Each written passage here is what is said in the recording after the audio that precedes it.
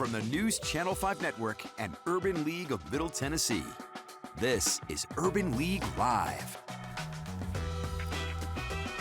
Hello, Middle Tennessee, and welcome to Urban League Live.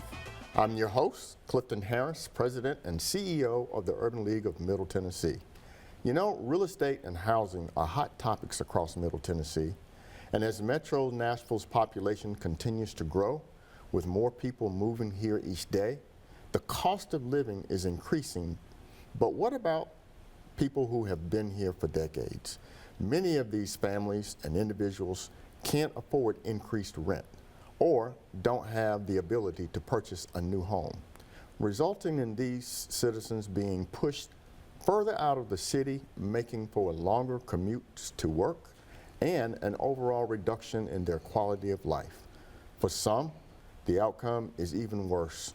Some people become unhoused or displaced. One of the most important goals of the Urban League of Middle Tennessee is working with our community partners to create affordable housing opportunities for the underserved and underrepresented communities across our region.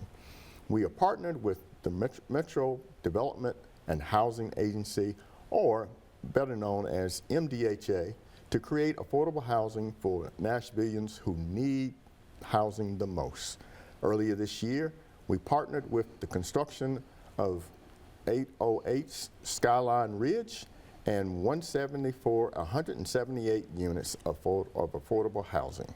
So, joining me today is Dr. Troy White, Executive Director of the Metropolitan Development Housing Agency. Dr. White, thank you for being here today. Thank you for having me, Clifton. Yes, we got a lot to cover, so I want to jump right into our conversation today. And we're just going to have a conversation about housing, all right? Absolutely. So when it comes to the area's median income, especially for a couple of two, the matrix determined what is affordable, the area median income. It says that 30% and all or less is considered affordable, but if an individual is spending more than 30% of their income, then they're considered cost burden. But for the people that really need housing the most, that area median income ranges somewhere between 0 and 80%. So the question is, what is the area median income and what does 30% of AMI really mean for a family of four? So that's a great question. The AMI is really a midpoint. So it's a barometer on what the income averaging is in any community. So for Nashville, when you think about the AMI, there will always be 50% of the population that is above the AMI and 50% below. So it's really a range. When you talk about 30% of AMI, so for Nashville, and you've got to realize Nashville pulls in several other counties as part of the AMI, which reduces the total amount. Right. So for a family of four, you're really looking at a family that is would need deep subsidies in order to live in Nashville. It's under $32,000 annually for a family of four. And that's not a lot of income. That is not, and it doesn't really put them at a livable wage threshold to live in a thriving city such as Nashville. But the federal barometer just lets us know what cost burden is. Now that is a loose description when you say cost burden, and what I tell folks is we're not just in the housing business, affordable housing business, we're in the housing business, and what's affordable to me may not be affordable to someone else. And regardless of them being cost burdened or not, is it affordable for them? So that becomes the bigger question for Nashville. Okay. Well, Dr. White, for the past decade, housing demands has outpaced the supply. This lack of new housing units contribute to our affordable crisis and all as it relates to housing. The median income price around 62% for the past 5 years, and the average of rent increase of 71% from 2020 to 2022. And I imagine that has gone up since then. What can be done to increase the housing supply and meet the demands for housing by the year 2030? Because I understand that by the year 2030, we need somewhere in the neighborhood of about 55,000 homes.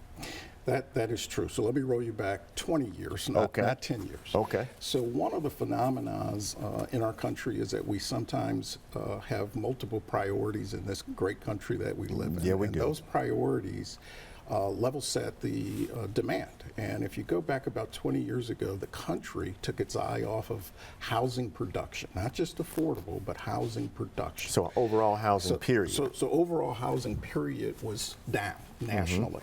As housing has seen an uptick, it takes a while for the machine to get the private sector, public sector to really start moving forward to build housing. So I think we're at a good point where production is starting to at least level set toward demand. But remember, we have at least 20 years of pent up need, right? So if you've got 20 years and you've only been chipping away at the last 3 to 4, maybe 5 years, we've got a ways to go. Now, we compete domestically with every other program. We compete with international programs. So from a funding standpoint, that becomes a little interesting to get there. In order to get to the 55,000 units by 2023, I think it takes bold vision to set aside funding in a tough economy.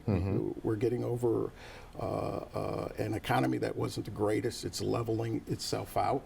I think it takes dedicated funding, and I'll talk a little later about the low-income housing tax credit, and it's played such an integral role with affordable housing development. I think it's going to take a greater partnership from profit, nonprofit, philanthropic, institutional dollars to really think about how our neighborhoods can and should be developed, and that they're open to everyone in Nashville, not just for one population that MDHA may serve, but for everyone. Well, that's Nashville. A large cast of characters, to come together and to address the housing problems. So as we do that, Nashville needs a stronger focus on equity. Housing and transportation policies for a half a century has bulldozed entire neighborhoods under the disguise of urban renewal and left many communities segregated and low housing income values and fewer sidewalks and streetscapes without trees and limited transportation options. So how instrumental must we be in addressing past mistakes and using equity as a guiding post or guiding principle in our policies and investigation and investment decisions to produce the housing stock that we need by 2030? So that's a great question, particularly for MDHA under its old moniker as the Nashville Housing Authority. It unfortunately was involved with a lot of what you've talked about in this city. Our history is our history. It's part of who we are. We learn from it. I think at MDHA, as we look at our larger legacy sites, we're looking at those to be more inclusive to the greater community. So we're not as conventional when we think about mixed income and how we mix those incomes, provide services there. We provide all of the things that a family would need to thrive. Now, we've had properties for years and we're isolated from the greater community. We're re-looking at those as we think about redevelopment. So from an equity standpoint, MDHA will take a year and a half to go through a comprehensive planning process to make sure every voice is heard, that we're putting together a product that works great within any general community. That's really good. And we're making sure we net it together. Okay. So hold that thought right there. We're going to come back and pick back up right there after the break, and we'll continue our conversation on affordable housing. Okay. So we'll continue our conversation with Troy White and the incredible work that MDHA is doing right after the commercial break.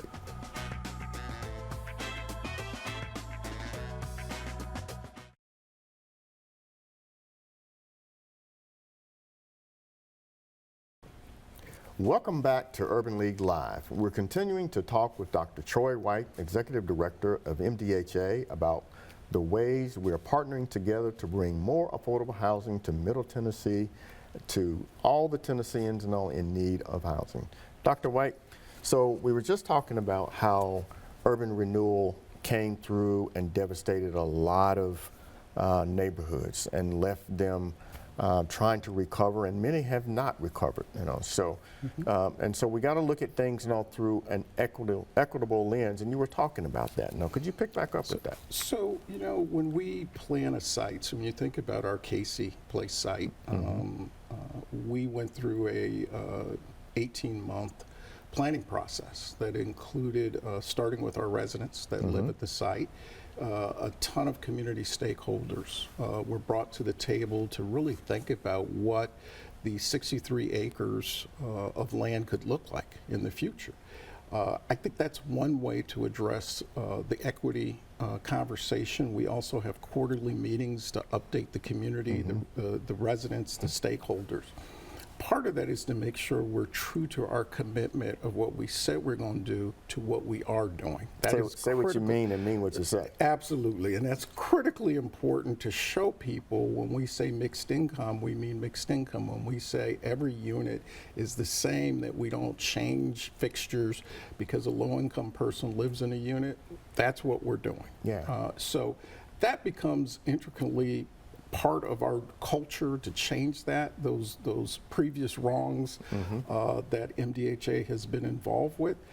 The other part of that is making sure that we cast a bigger net and that we are opening our business to future partners to work with us. We certainly are looking at different organizations to partner with to get us to the success rate that we need to be at MDHA. That's good stuff. So those are some big steps, and big steps are needed to make it easier to build affordable housing. And so that could mean several things, such as prioritizing affordable housing in the permitting process, or updating codes to smooth out processes of getting approved quicker, or eliminating single-family zoning to allow more multifamily homes to be built in the urban core. So the question here is, in your opinion, what would make building housing more efficient for all incomes levels easier and more efficient, and who needs to come to the table to help make those opportunities happen? You mentioned a few of them. So I think, Cliff, everything that you said, right? Permitting process being more fluid. Unfortunately, in the state of Tennessee, we're not able to do density bonuses, which some other cities do, where your urban core is much more dense in terms of its population and housing. I think part of this is just getting players at the table with the same commitment for housing to move the housing needle. As your intro talked about, many are moving further and further away from the core of the city, being pushed out, and that commute is becoming longer and longer. I know because I have employees that live in other parts of the state, and several that are up in the Clarksville area, and they drive it every day to come to work. At some point, what we have to be able to build is housing for everyone. Yeah. So I think we can look at those set-asides with larger lots to figure out if that makes sense. There is a need for affordable home ownership as well, because we can't just build our way out of it with multifamily. We need to be making sure people have equity and that they are becoming homeowners within the city that they've grew up in and they live in and they thrive in. Which produces that generational wealth that we talk about, right? Absolutely. So I think it's looking at all of the tools in the toolbox, but it's also looking at our construction. It may be being bold enough to think about manufactured housing. It may be bold enough to look at different types of construction so that the process is sped up in terms of making sure we're getting the work done, but getting it done much more fluently with the need being so large. And just because the process is sped up doesn't mean you're sacrificing the quality of the housing that's being produced, right? Absolutely not. Okay, we want to make sure that's clear to folks. So according to the Tennessee Housing Development Agency, 2023 housing market report, in Davidson County, 16% of the total housing stock was largely multifamily, which you just talked about, the highest in the state among most counties, and the large multifamily buildings in Davidson County represented over 2/3 of that. So what type of housing do we need to meet our housing needs, and is it a good thing or a bad thing? So I think we need a multitude of housing. Okay. We're in the affordable housing business. We're also in the multifamily housing business. I don't think we need sites as we used to have where we've warehoused low-income families across this country. Right. One. So I think we That need, model we've shown has not worked. That model did not work. That social experiment did not go well. Mm-hmm. So I think what we need is single-family detached homes. We need townhouse homes. We need some condos. We have a need for multifamily housing because of the population, but we also have to think about permanent supportive housing for those that are homeless that need services. We need to think about housing in a more holistic way so that we're not pigeonhole ourselves into these large, massive, tens of thousands of units in a development without services, without retail, without grocery stores where you have the food desert. Because all of that is definitely needed.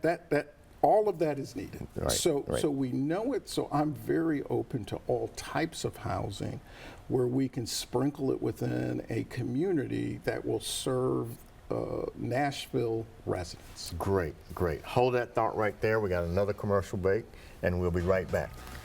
So, when we return after the break, we'll talk more with Dr. Troy Wright about affordable housing options and the importance of creating the need for more affordable housing from an economic perspective. Be right back.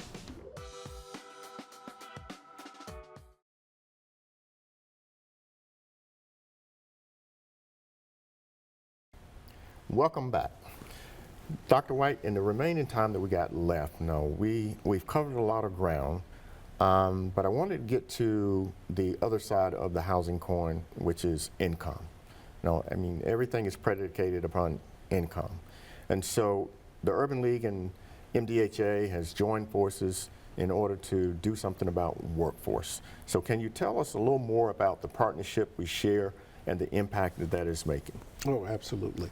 So part of what we're doing at MDHA is we realize we can't build our way out of this housing crisis. In order to meet the need, we have to increase the income of the residents that we serve. As part of that is we're working with the Urban League to help us with workforce development programs to help increase earned income of the residents we serve. Not only has that partnership provided that, but it also provides soft skills so that folks know how to show up to the job site. It has provided really construction skills so that folks understand the basic math that's needed in construction. The safety requirements are there, some mental health counseling. What we've realized is something I started 3 years ago. When I got here from Georgia, came up with 3 pillars. And the pillars were really centered around development, our staff, making sure we take care of the MDHA staff, but also that we look at our residents. And part of that is the robust partnership that we have with the Urban League, and particularly working directly with you, Clifton, to make sure that we're moving people through this housing continuum. It's more than just a hard unit. It is, how do we take care of the families that we're stewards for in this community and move them a step forward? And we are so thankful for that partnership because we are seeing a significant difference. I think to date, we've served about 125 people, and those individuals have been upskilled and reskilled and moving on to great opportunities. And we're going to have to do another show where we talk about the benefits cliffs, because that's a major issue, as well as we upskill people to get more income. And so in the final minutes that we have, MDHA has had a long and rich history. Tell us about some of the innovative things that you got going on at MDHA right now.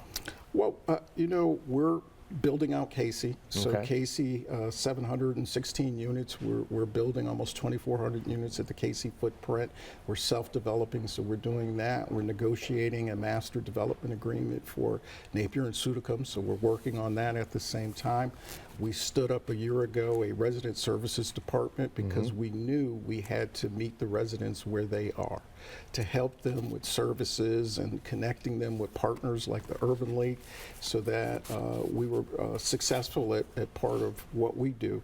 The last thing, we're still the redevelopment arm of Metro government. And quietly, it's kept. MDHA has been managing 2nd Avenue. If you haven't gotten down there in a while, go by 2nd Avenue. We're really Second proud Avenue is changing. of the work that, You're doing great our work. team is doing there. But lastly, I would end Okay. with this.